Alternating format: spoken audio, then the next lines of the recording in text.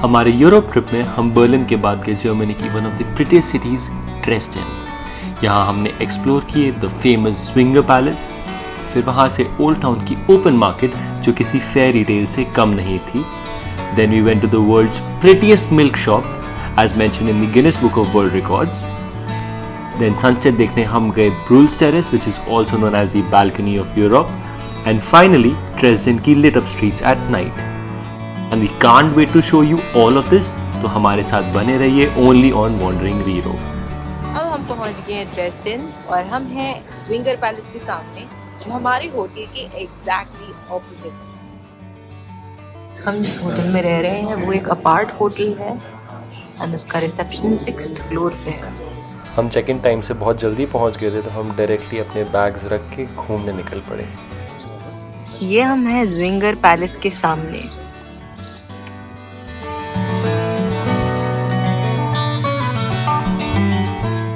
इस वक्त यहाँ स्विंगर पैलेस के अंदर कंस्ट्रक्शन चल रहा है, इसीलिए हमें यहाँ की हालत कुछ ऐसी दिखाई दे रही है। यहाँ एक्चुअली बहुत अच्छे अच्छे बड़े बड़े गार्डन्स हुआ करते थे जो अब सब रेनोवेशन के अंदर है। तो ये पैलेस जो है स्विंगर पैलेस, ये बना था अराउंड 17th सेंचुरी में। एंड ये बेसिकली स्विंगर का मतलब होता है एक फोर्ट्रेस या एक डिफेंसिव लेयर। एंड ये काफ़ी टाइम तक बहुत इम्पोर्टेंट जगह थी, it was one of the most important places यहाँ पे। अभी भी सबसे major tourist attraction Zwinger Palace ही है ड्रेसडेन में। अगर अभी तक आपने हमारे चैनल को सब्सक्राइब नहीं किया है तो अभी के अभी सब्सक्राइब बटन दबाइए, क्योंकि हम बहुत सारी और ऐसी सिटीज़ कवर करने वाले हैं एंड वो सब हम आपको दिखाएंगे। आ गए हम ड्रेसडेन के मार्केट एरिया में एंड हम स्पेशली आए हैं देखने ऑल्ट मार्केट।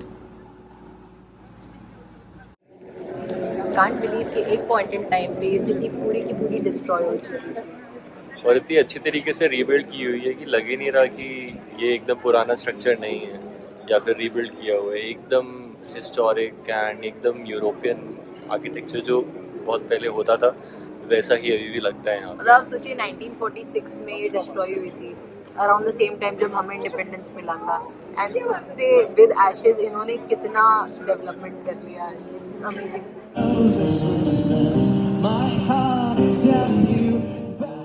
यूरोप में आपको हर जगह म्यूज़िक परफॉर्मेंसेस दिख जाएंगी एंड ये बैकग्राउंड म्यूज़िक आपको हमेशा एक मूवी वाली फीलिंग देता रहेगा।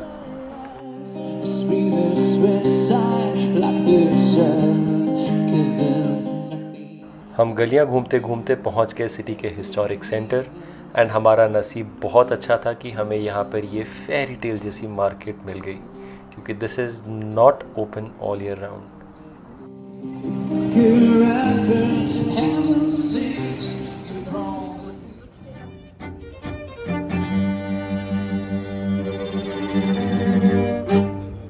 और यहाँ इस वक्त बहुत ही सुंदर मार्केट लगी हुई है, इतना ब्यूटीफुली डेकोरेटेड है यहाँ पे, ऐसे लग रहा है हम 18th सेंचुरी में आ गए हैं, किसी फेरी टेल में, किसी मूवी में।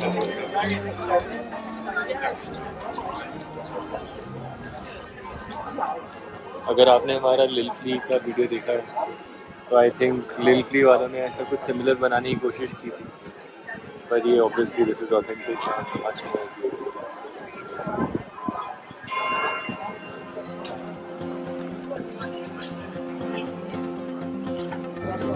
एंड यहाँ हमें एक बहुत ही ब्यूटीफुल शॉप दिखी जहाँ ये अमेजिंग पेंटिंग्स बनी हुई हैं।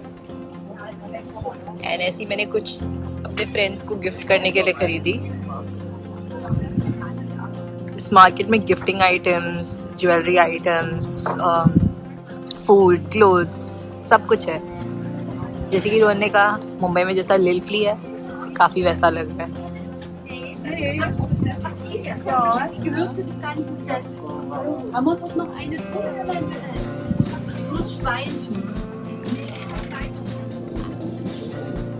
तो हम यहाँ पे अभी लंच करने बैठे हैं, पास में एक रेस्टोरेंट है और आज है स्पर्श का बर्थडे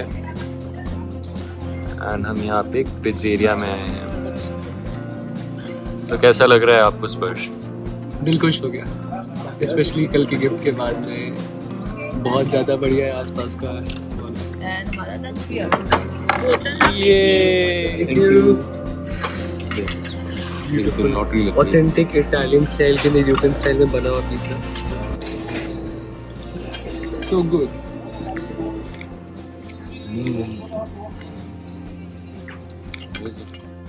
लंच के बाद हमने थोड़ा और टाइम इस मार्केट को एक्सप्लोर करने में स्पेंड किया। एंड लेडीज़ को स्पेशली वैसे ही शॉपिंग का बहुत शौक होता है, एंड मॉम का बस चलता तो हम और कहीं जाते ही नहीं।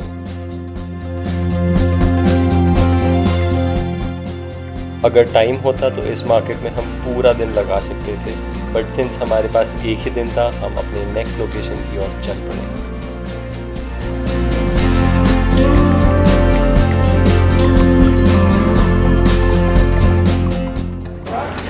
ये ड्रेसडेन की one of the most iconic places है ये वाली वॉल।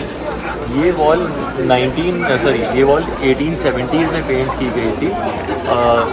यहाँ के जो रूलर्स थे, ब्रिटेन डायनेस्टी थी, एंड उनके 800 ईयर्स कंप्लीट होने पे ये बनाई गई थी। This is world's largest porcelain building, porcelain painting on a single wall.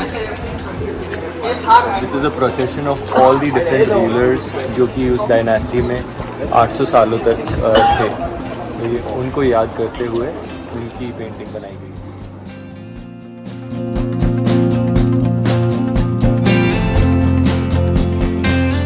इस वॉल के पास ही हमें मिल गया जर्मनी की ओल्डेस्ट चॉकलेट फैक्ट्री हालोरेनपेक आउटलेट। एंड यहाँ पे बहुत ही कमाल की वैरायटी ऑफ चॉकलेट्स मिली जो हम लोगों ने ऑलमोस्ट बैग भर के खरीद लिए for our friends and family.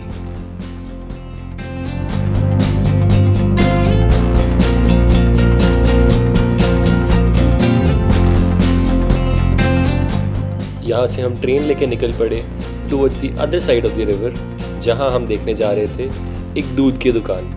Not an ordinary दूध की दुकान, this is as per the Guinness Book of World Records world's most beautiful milk shop.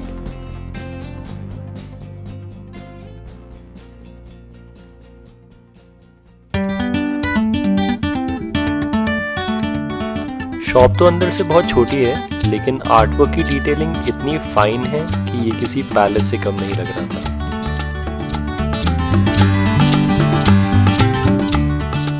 If you plan to go to this shop, just be careful कि आप 6 बजे से पहले पहुँचें, क्योंकि ये दुकान सुबह 10 बजे खोल के शाम को 6 बजे तक बंद हो जाती है। हम बहुत भाग के पहुँचे थे, so we just managed to reach there in time, but हम लोग इसको ऑलमोस्ट मिस कर चुके थे। और यहीं पर इन्होंने डिस्प्ले पे अपना Guinness Book of World records का सर्टिफिकेट भी लगाया हुआ है। अभी हमारा काफ़ी सारा सिटी टूर ख़त्म हो गया है, तो हम थोड़ी देर जा रहे हैं रूम में चेक इन करने। Let's go back to Zwinger Palace. हमें रास्ते में ही ये बिल्डिंग दिखी, which is not a mosque even though it looks like one. ये एक सिगरेट फैक्ट्री है एंड ये एक बहुत ही पॉपुलर टूरिस्ट डेस्टिनेशन भी है यहाँ पे। हम लोग सनसेट के लिए ब्रूल्स टेरेस जा रहे हैं। रितुजा मॉम एंड डैड को थोड़ा रेस्ट करना था, तो वो होटल में रुक गए। मेरे उस पर से थोड़ी एनर्जी थी, तो हम लोग सनसेट देखने के लिए निकल लिए। अगर आप ड्रेसडेन विजिट प्लान कर रहे हैं तो you should definitely consider Felix apart hotels. हमने यहाँ का अपना रूम टूर का वीडियो भी शेयर किया है at the end, so you can check that out too. Beautiful sunset and यहाँ पे रिवर का भी बहुत अच्छा व्यू है। तो सनसेट हो चुका है और अब है डिनर टाइम। सारे के सारे रेस्टोरेंट्स हम जाग उठे हैं। बहुत लोग डिनर के लिए बाहर आते हैं एंड यहाँ पे ऐसा ओपन एयर टेबल्स का कल्चर है।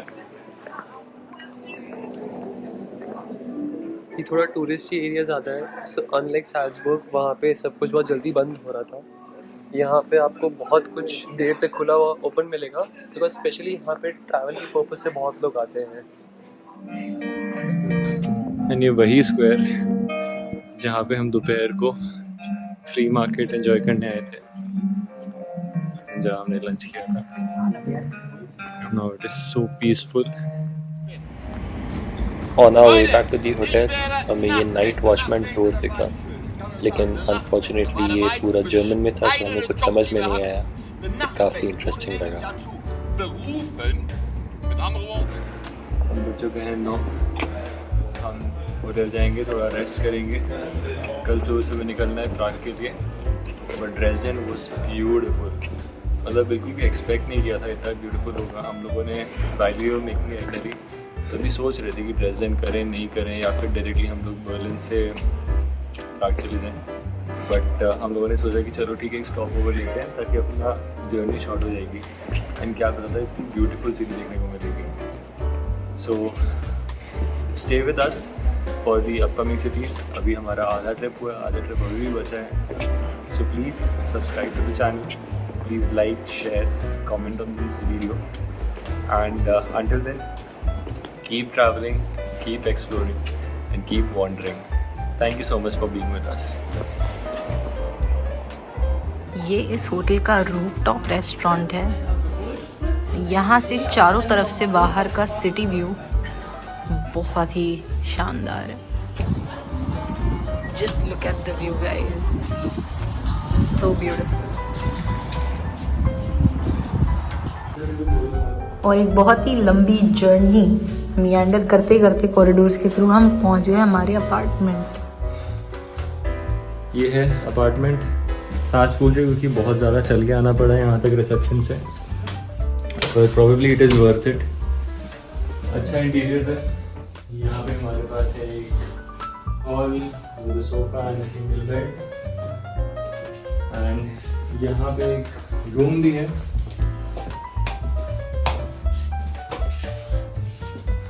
It has a bunk bed. जिसमें एक डबल बेड है और ऊपर सिंगल बेड है. सिंगल बेड है. डाइनिंग एरिया एंड इसके साथ ही है एक छोटा सा किचन. काफी बड़ा सा लग रहा है, इतना भी छोटा नहीं. फ्रिज भी है, पता ही नहीं चला अंदर फ्रिज भी है. इतना अच्छे से मर्ज किया हुआ था अंदर. यूटेंसिल्स हो गए तो प्रॉपर एयरबीएनबी जैसा है.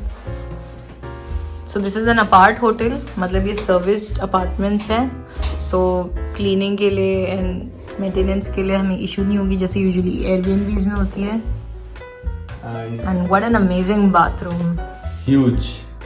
एंड सारी एमिनिटीज के साथ लग रहा है.